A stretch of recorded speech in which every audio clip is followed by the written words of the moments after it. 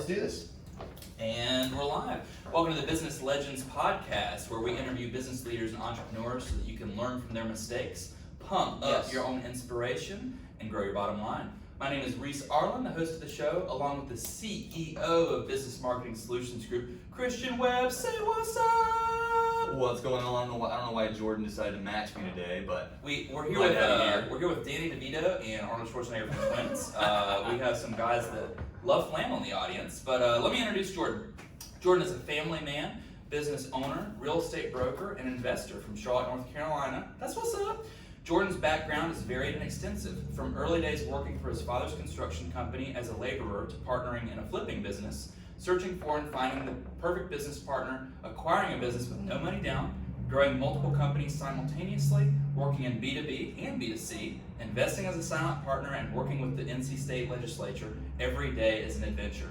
Flair's basic rules for entrepreneurship and business are positive mindset, take action, grow and engage your network, be a learner, help others succeed, and it's okay to pivot but never give up. When not working on or in his business, he enjoys time with his wife and daughters, hunting for his tee shot in the rough, fly fishing, and anything NFL/fantasy football related. And as an addendum to that, he also roots for the Carolina Panthers, the best. Yes. and a father of 7 children. Father of 17 children. Only two. Only two. Both So far. daughters. So far. So far. Oh, okay. So far. I don't know. No announcements to be made. No announcements to be Yeah. made. Okay, very good. Very Yeah. good stuff. So, House of Women, man. First and foremost, how's that going for you? Good. Every day estrogen bath. Yeah. It's a lovely time. It's tough. No, it's really nice. I have a wife, 2 children, both girls, 3.5 and 1.5, and a mother-in-law. We all live in the same space, and Wow. that's why sometimes I have to go chase my ball around the rough. Right. Yeah. You gotta get out of there somehow. That's Yeah. incredible. It's just the difference in gender dynamics and whatnot. Having such a female driven household or whatever. Having so many around. That's got to present its own case of challenges, but along with that, owning 2 businesses, Pacifico Properties and also A Measure Up, a great company that does radon testing and examinations and inspections for home. Did I say all that correctly, by the way? Yeah, so a Measure Up, we basically measure houses for realtors. It's kind of a niche B2B business. We also do listing photos and radon testing, as you mentioned. Mm-hmm. We can certainly connect you to any other profession, vendor related to the real estate industry. Having grown up in that construction world, definitely. But I mean, from plumbing to electrical, roofing, whatever, we can hook you up. So if we don't have it, we can connect you to the right. Somebody that does. So That's you right. know a guy. That's right. I do got know a guy. Yeah. Got a guy. So like that Vinny guy from New York. Like, Yeah. I know a guy. Yeah, on one of our earlier podcasts, we were talking about a good friend of ours, Dan Mills, who Dan's super like that, and it does not matter. I've told this joke 100 times. We should have said you know a guy. Yeah. Quoted Dan Mills. Quote Dan Mills. But it does not matter what you need. Like I'd be like, oh man, my pen just broke. I'd be like, hold up, got a guy. yeah. You want to franchise your opportunity tomorrow? Yeah. I know a guy. You got a guy. And you're like, yeah. Got a guy for everything. So even though your businesses are quite related, you have a real estate company and also a company that does measurements and whatnot for real estate ventures. What's it like managing your home life, and just all these things? And by the way, before you answer that, something that personally I'm very impressed with you about is that you always make time for us. No matter what weirdness we have going on, we can call you up at any time. I've learned your secrets for people that are important to you. I'm glad that we're in that little specific field, but you just always make the time to see people. It's very impressive, man. I gotta say. Well, I appreciate that. So I'll see if I can answer the question, but I do think that is actually a secret. If anyone's trying to decide, like, okay, well, I need to grow a business. How do I grow it? First of all, you have to be available, because yes, there's your schedule, and you do have to be intentional about blocking out time for yourself and your family and the things that you care about. But if you want to grow a business, it's relationships, it's getting out there. So even if it's not in the same space, it's when can you take phone calls, it's when can you go grab coffee? Right. Hey, I want to see this property. Great, how fast can we get there? I think right before we met this morning, I had a client reach out to me that had seen a property pop up. They really want to see it. It's a hot property. They want to see it as fast as possible. My day's kind of slammed until about 3:30, but I immediately jumped on, scheduled for 4, and I didn't miss the opportunity. Yeah, keep the ball rolling type of thing. And neither did my client. Yeah. So that's what's important. important. But sorry, try to go back to your original question here. Quick refresh. Yeah. What So are you just trying to drive at? managing time is Yes. something that's it's an impressive quality, and it's something that it's not easy to do by any stretch of the imagination. Now, with you managing two businesses, what would you say some of your best techniques for doing that are? Sure. So one, if you're gonna do anything with any scale, either find a business partner that you can trust and rely on. There's a reason that it works, because each person has different skill sets, knows different people, all Ain't that. the truth, different skill sets. I gotta have all the skills. Yeah. Right. Yeah. He And just I has have the sets or something. Look, I could crack on both of you at once, and I have a better fashion style. For those of you that By the can't way, see it's the video, 46 degrees outside. and that's 46, exciting. 46 degrees, and I'm wearing long sleeve Henley, and both of you are wearing the exact same flannel shirt, it seems like. So Yeah. it is what it is. But Yeah, but that's really, as far as time management goes, I do think you have to start with, you have to set a little bit of time aside for yourself. Mhm. But then if you're gonna be a business owner and entrepreneur, you really need to leave a lot of flexible time during the day. So time to meet with people, time to work in the business, time to work on the business, all of that, I'm sure you guys are familiar. It's one thing to be actually talking to and working with clients. It's a whole nother thing to be setting up your strategy and putting your marketing plan in place and following up with people that you already met with yesterday and Sure. all those kinds of things. And it is a little bit of a balancing act, but first and foremost, I would highly recommend either hire somebody that you rely on and can trust, or find yourself an awesome business partner. That'll be a theme for answers to my questions. So when you are an entrepreneur and you're wearing all the hats, if you have a business partner, then you can actually take vacation occasionally. Or divide your hats. Right, Have some, split up responsibilities so that Yeah. you don't have to do every single aspect of the job. And that is a huge, huge hack, Mhm. because if you have to wear all the hats, first of all, you can't be an expert at everything. right. And secondly, you'll always feel like that you have to be on, and you can't even if you're away on vacation or just trying to spend a few minutes with your family, you feel like you have to take every single phone call, answer every single email immediately, and that's not healthy living. Yeah. So how do you divide your tasks on a day-to-day basis? And tell me a little bit about your business partner. Sure. So for both businesses, you have, who's your partner for Pacifico? So my business partner is Julia Pacifico, Okay. hence the Pacifico name. Gotcha. So Julia's background was corporate management training. I like to make a big mess. She likes to make sure it stays cleaned up. Gotcha. That sounds awfly familiar. Very Continue. familiar. I But just switched to web marketing. Web marketing? That sounds like the worst idea I've ever heard in my life. Please continue, Jordan. yes, so basically it really is finding those different skill sets. So Mhm. in your case, both guys, but I didn't intentionally necessarily set out to have a female business partner, but that's Right. worked out great.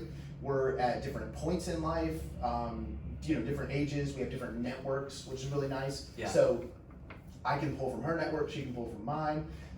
She comes with a lot of management background and training background. So as we started to scale and add employees and stuff, I'm like really haphazard in the way that I would train people and Sure. stuff. And she's like, okay, systems, Yeah, processes, systems. we have to follow up, we have to put things in place.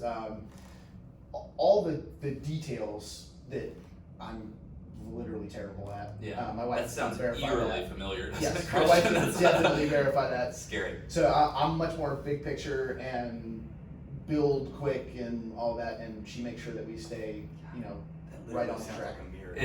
That's And eerily I'm like familiar. It's- innovative. My imagination's there. I have the growth there, and then he's like, "Well, these are the details and the process that go into Yeah, this this is between." the system. We talk about the system a lot. We No, it's like the Jobs Wozniak thing. Yeah.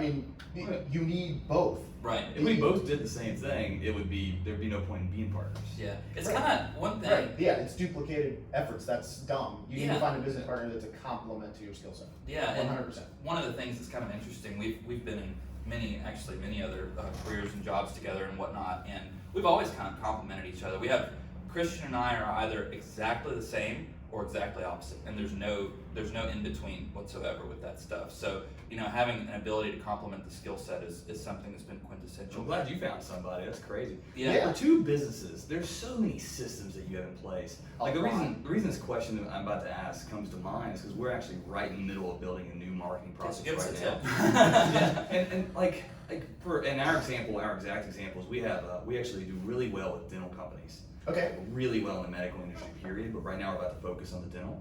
And we purchased a whole bunch of stuff to actually start this marketing process. A lot of resources. And I'm going to begin it, right? But after that, I can't continue to do that because that would take me out of everything else, right? Mm-hmm. Yep. So if you're wearing one hat and I'd be wearing the rest Let's of it. say you have 2 businesses, you're about to implement a new marketing push. How do you scale that? What do you do for the young entrepreneurs out there trying to learn? Sure. So, and we are actually kind of doing something similar. We're adding another vertical to our measurement business, Oh, cool. or honing it in. So, I can answer this pretty directly. So, what we did is we started with one thing that we knew we had skills in and could do really well, and we built up the amount of business that we had to where we had to bring in someone else. So that's right at that point where it's too much for you to do by yourself is where you go, okay, this is where we have to start getting systems and processes, because I have to duplicate what I'm doing in order to hand off to somebody else, because I can verbally translate everything, but a day, 2 days, 1 week from now, that person's forgotten 3/4 of what you told them, and Yeah. they've got their own style, and it starts to become their thing instead of like the system and whatnot. You want the same result for your client and the same experience for your client every single time, or as close as possible.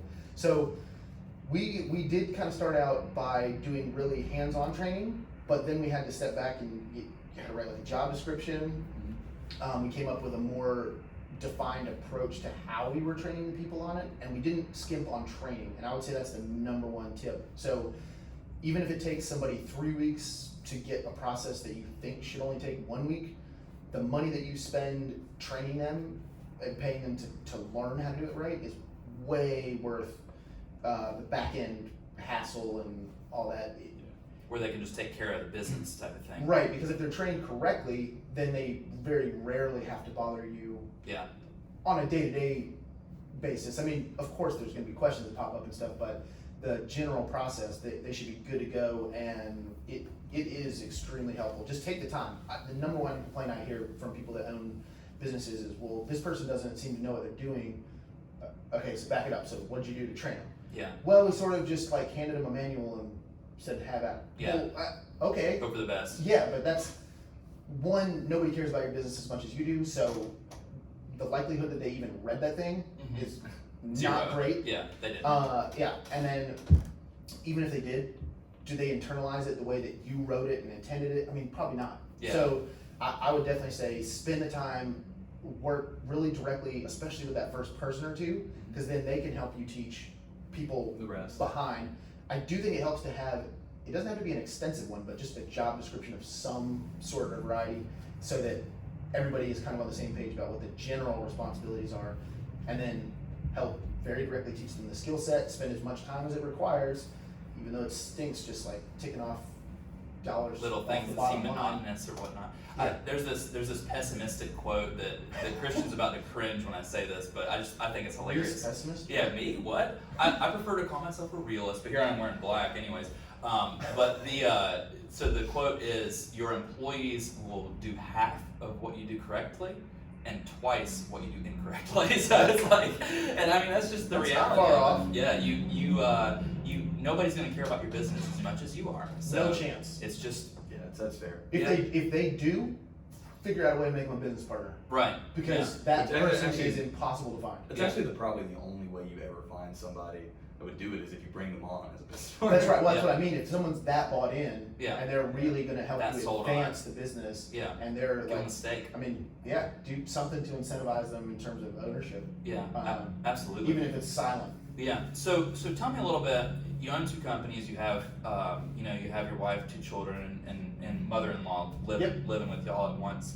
Do you have any specific secrets for time management? Because I know that's a huge thing with what you do on a day-to-day basis. So I know it sounds kind of weird, but I leave the first little portion of my day as kind of flex time. So everyone's got their routines that work for them. Which means coffee time. To be Which is fair, right? coffee time. Yeah. Okay. Yes. So I like that time to I get my kids dropped off if I'm the one that takes them to school. Kind of get to the coffee shop. I see some people there on a regular basis. It's sort of a freedom for me to sort of get the wheels turning. Sure. Not only with the caffeine, which is helpful, Right. but also just kind of interact with some folks before I'm going to go sit in an office, close the door, and really hammer on some things. Hit the grindstone. Yeah, I'll take a few minutes to respond to some emails, send some texts back, important stuff like checking my fantasy football lineup. Very for important. the Thursday This is the night most game, just important make thing sure you can nobody's do. out. Yeah. Yeah, today is I got Thursday. you. Make sure to That's check right. your lineup That's right. afterwards. So yeah, check your lineups. Just so you guys know, just for the record, since you brought that up, you brought this upon yourself. Yes. 2019 is actually the year of the commissioner, and for those of us that don't catch on to obvious foreshadowing, I'm the commissioner of my league, I so, see. it is the year of the commissioner. I'm like 5-2 right now, and I deserved about one of those wins so far. Year of the commissioner. Hashtag. There you go. If anyone knows the league from There you go. Inappropriate. Yeah. Time management, it is a tough thing, but I do think routine is the easiest way to set up your time management. So establish at least rough parameters of what you do at certain times of the day. So Yeah. I always start my day that way. I then typically am headed to the office. Right after that, I try to accomplish the couple of things that absolutely, positively have to be done for the day. Yeah. Because pretty quickly, I start getting phone calls, the office calls, and they've got a problem that needs to be solved. Oh, hey, you didn't plan on doing anything this afternoon, but guess what? You got to run down to the other side of town and fix this issue for a customer.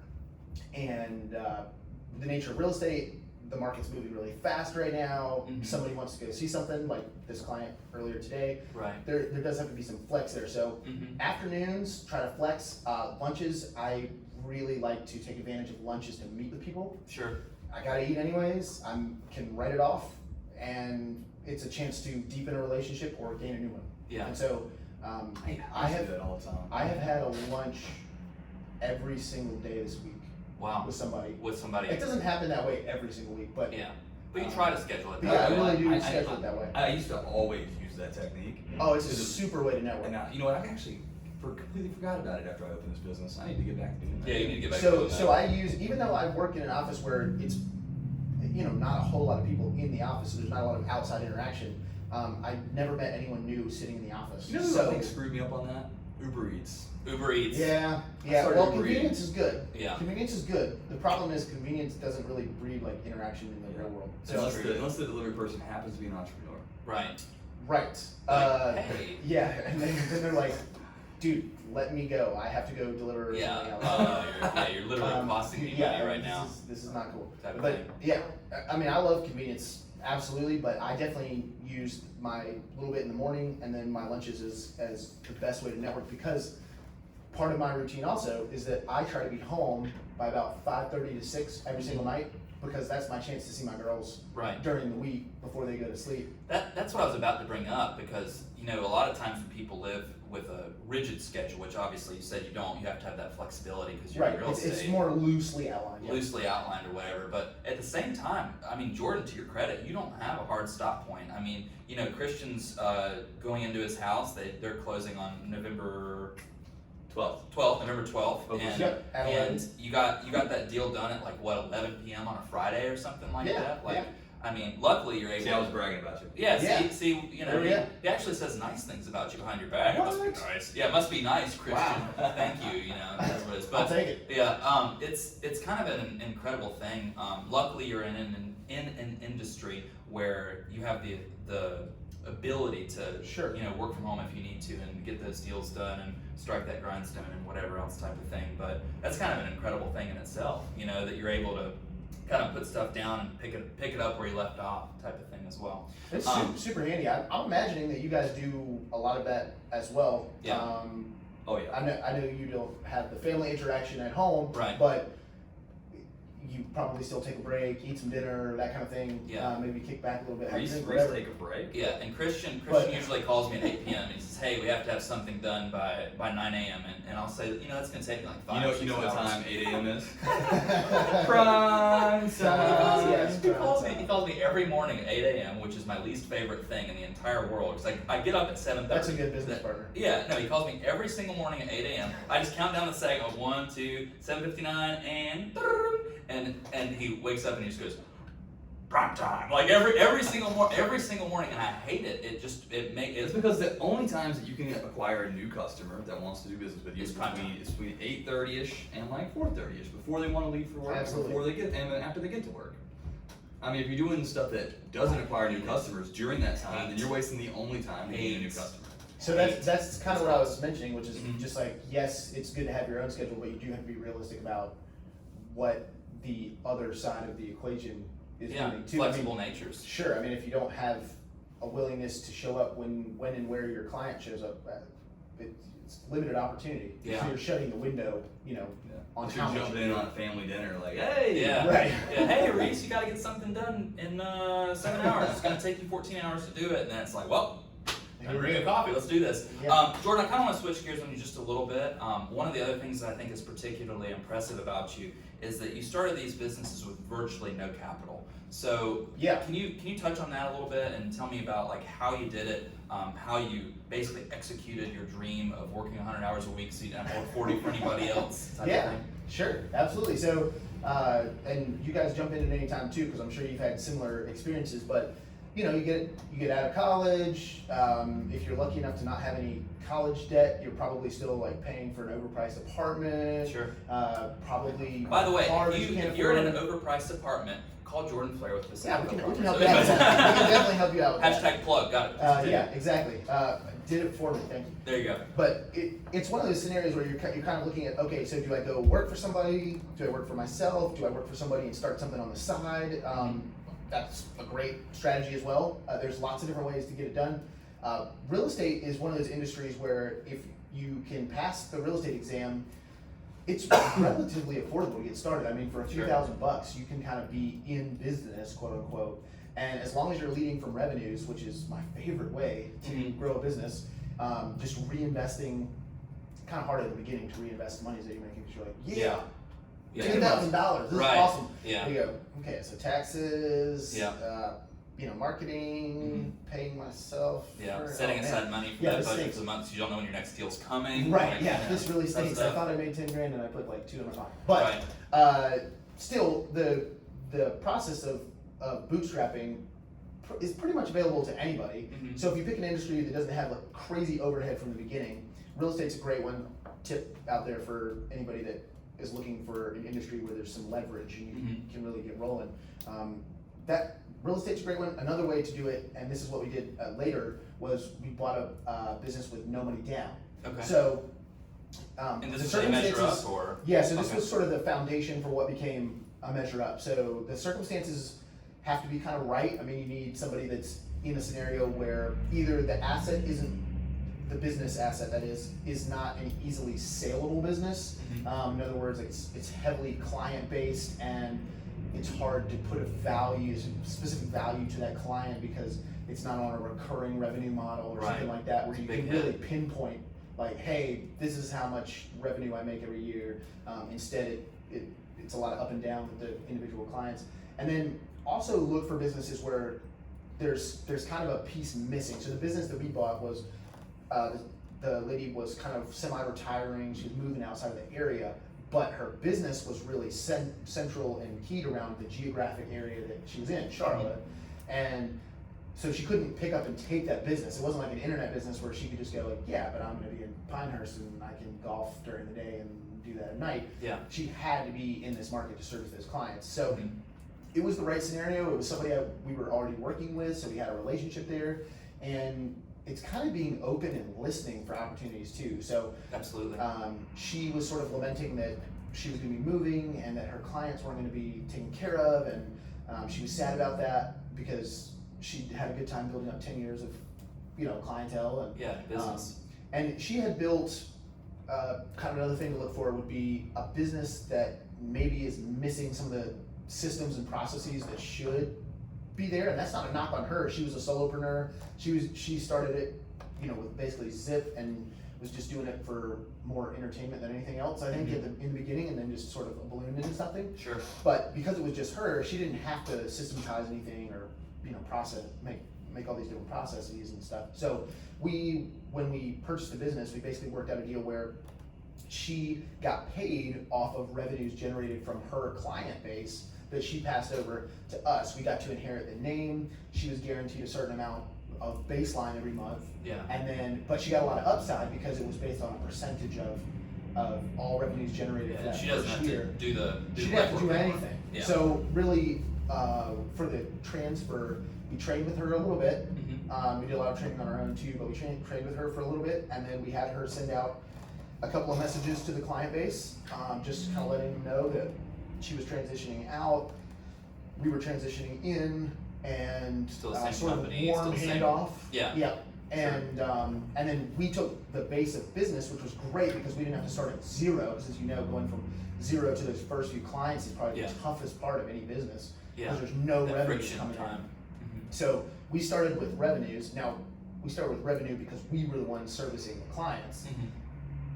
That's another thing. If you want to bootstrap something, be prepared to wear all the hats in the beginning and have to start replacing yourself the work. piece by piece. Because unless you want to take on debt, you can't afford to hire anybody until you've put some money in the coffers. So Yeah. we So- really did bootstrap it. Touching on that, so then how do you scale? So in a business like yours, you're doing real estate measurements and radon testing. Sure. And so how do you grow this business? And of course, it's a little bit specific to your own business, but how do you end up scaling that from A to Z, I'll say?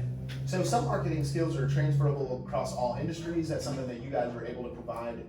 Some of the internet marketing especially is pretty transferable. Yeah. But I tend to think that you grow what you know. Yeah. And we knew real estate agents because we were real estate agents. Right. So when I'm writing copy, it's not that hard because I know what the pain points are for that agent. I know what they're going to care about. I know what sort of they're willing to spend. It was pretty easy to sort of come up with like, okay, this is The metrics. the of business. general range we need to be in price-wise. Here's how we want to present it to those clients. So then it was just a matter of getting it in front of the eyeballs and what mediums or whatever do our avatar clients use on a daily basis. So for realtors, here's a tip if you ever want to market to realtors, at least for the time being, the average real estate agent is in their mid-50s, Okay. female, like third or fourth career. Interesting. And while a lot of the world has moved on to send messages on IG and stuff like that, real estate's heavily controlled by email.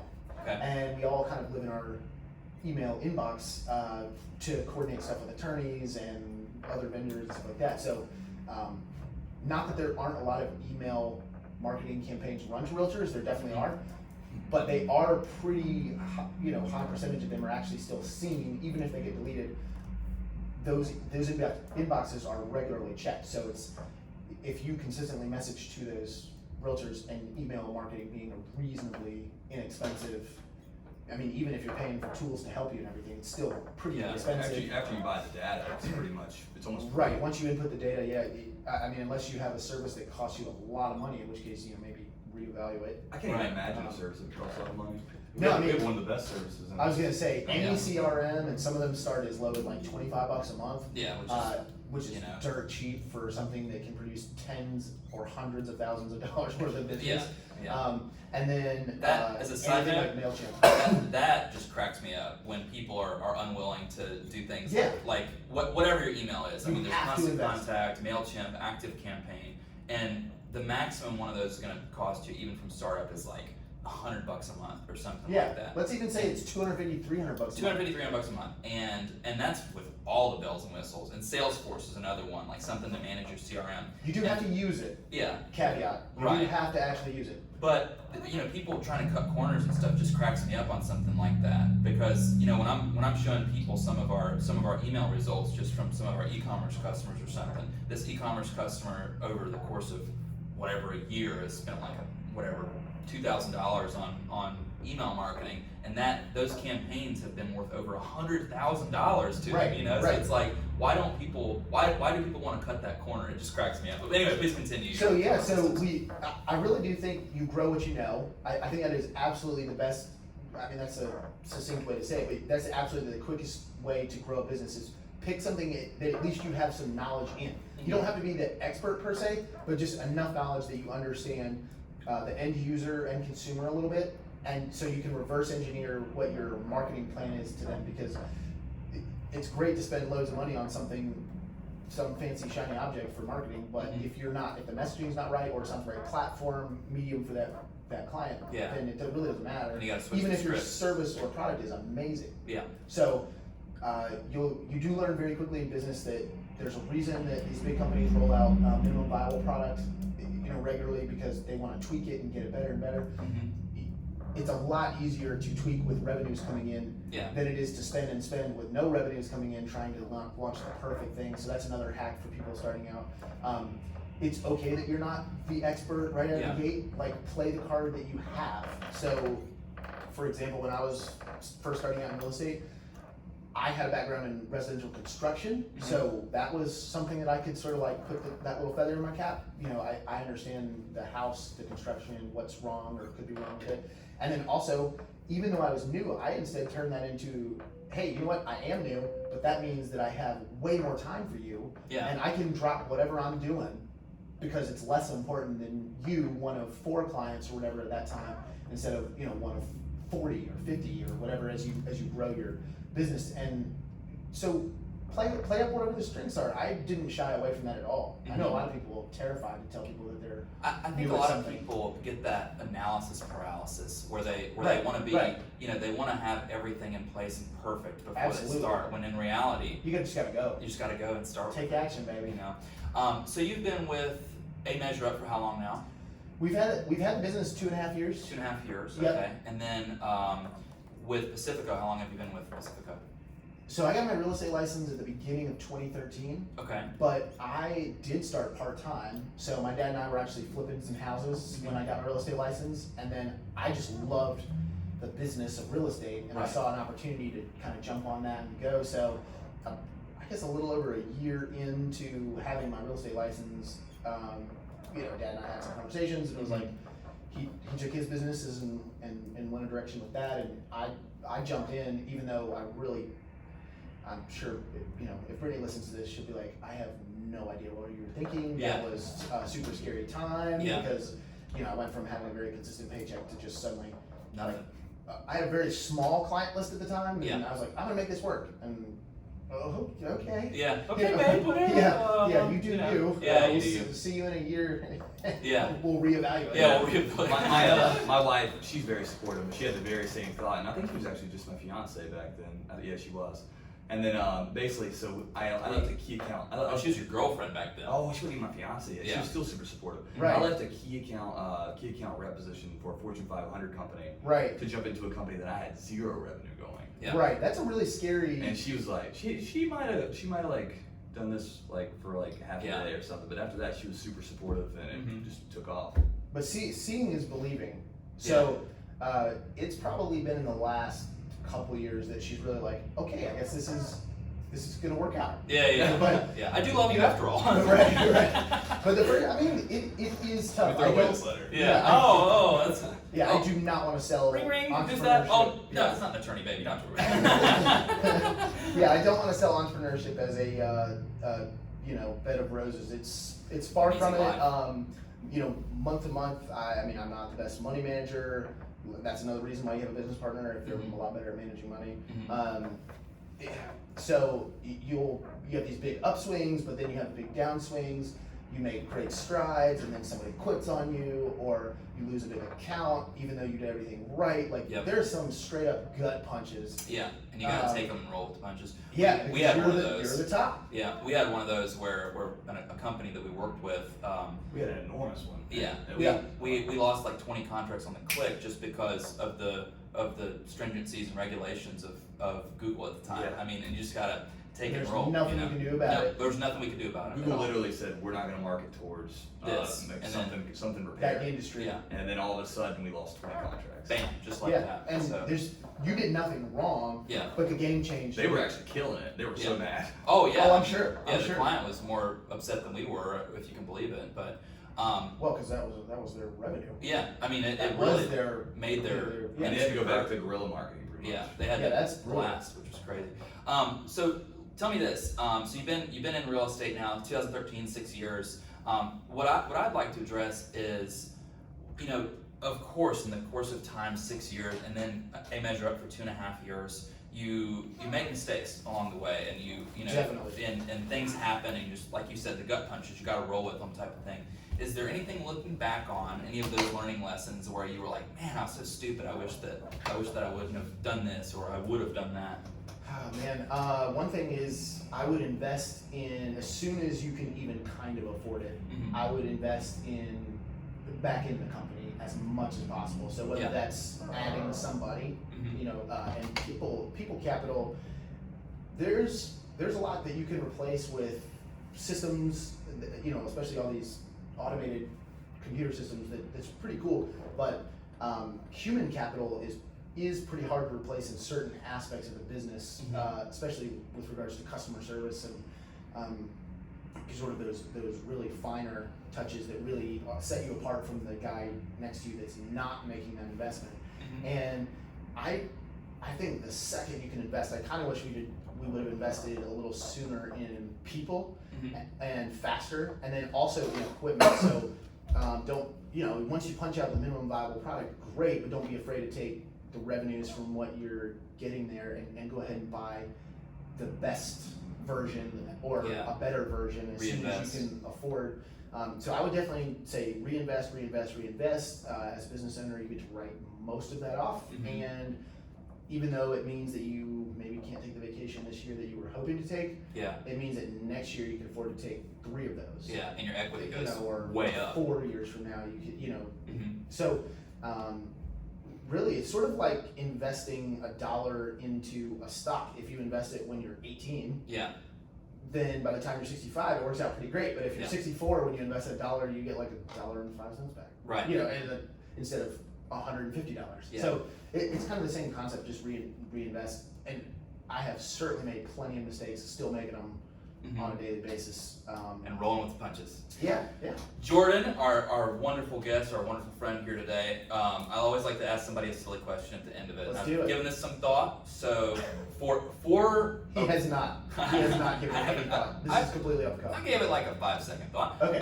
Okay, so outside of a Mercedes C300, which is what you drive, what is the best car for somebody in real estate? Ooh, the best car for somebody in real estate. So I actually think this is kind of market and personality specific. Okay. So if I sell luxury real estate, there's a certain expectation for let's go with the that. type of car that I'm going to drive. So if I'm selling luxury real estate in Charlotte, honestly, you're probably going to need something foreign. Yeah. It probably needs to be a sedan or SUV. Okay. Big sedan though, right? Larger sedan is better. Yeah. Most of the time, people don't ride with you anymore. Back in the day, you used to have to ride call people it around all hauling the and time. hoping. Yep. You praying and wishing. Yeah. I got Dialing and smiling, all that Down stuff. fine, right. Yeah. And so really, it doesn't necessarily have to be a massive SUV, or it doesn't have to be the biggest flagship sedan, but I would say really anything that comes from Germany, Italy. Gotcha. Yeah. I mean, most of those, and it kind of helps if the car matches your personality a little bit, or the way that you do business a little bit. Which is why I need a green Lambo. I was gonna say Prius. Oh, wow. Excuse me, everyone. Like, I'm back here really fast. I don't care who hears me say that. Jordan The Flair. systems and processes guy. Yes, Jordan Flair, our guest today. Jordan, let's give you a shout out. So let's say that somebody needs the square footage in their home or any form of real estate or radon tested. They want to contact with A Measure Up. How do they get a hold of you? Well, they can visit the website, www.ameasureiup.com, and you can schedule an appointment on there, request more information, see samples of our work, etc. All the stuff that you would hope and expect to see on a website. Okay. You can reach out to the office directly, all the contact information also on the website. Okay. If you want to get a hold of me individually, I have no problem. Shoot me a text or give me a call, 704-707-5145. Perfect. You can also hit me up on Instagram at List with Flair, Facebook, Jordan Flair Realtor, or pretty much any of the portal sites for real estate. So Realtor.com, all that stuff. Perfect. And if somebody, so with Pacifico, same thing. It's the same number and all that? Oh yeah. So give them that website and that number too. That's the only number you need. Okay. And what's the website for Pacifico? And Pacifico is pacificoproperties.net. That's pacificoproperties.net. Okay. So, very good. Jordan, thank you so much for joining us today. Yeah. Thank you guys. Thanks for joining us. Boom. Cool. So you guys keep it to like, what was that, like